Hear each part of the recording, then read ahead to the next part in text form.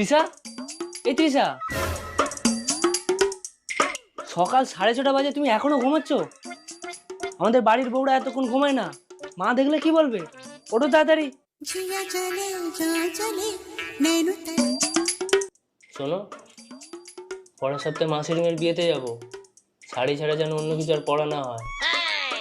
আর হ্যাঁ, সবসময় ঘুমটা দিয়ে রাখবে, আমাদের বাড়ির একটা মান সম্মান আছে, বুঝলে?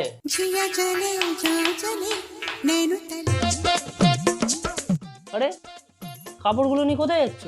ওয়াশিং মেশিনে কাচতে। আরে, আমাদের বাড়ির বউরা মেশিনে কাপড় টাপড় ধোয় না, ওগুলো সব বাথরুমে গিয়ে হাতে করে ধোও।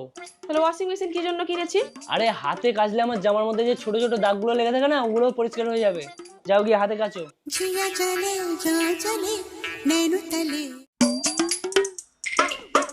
বাপের বাড়ি যাচ্ছ যাও, কিন্তু কালকে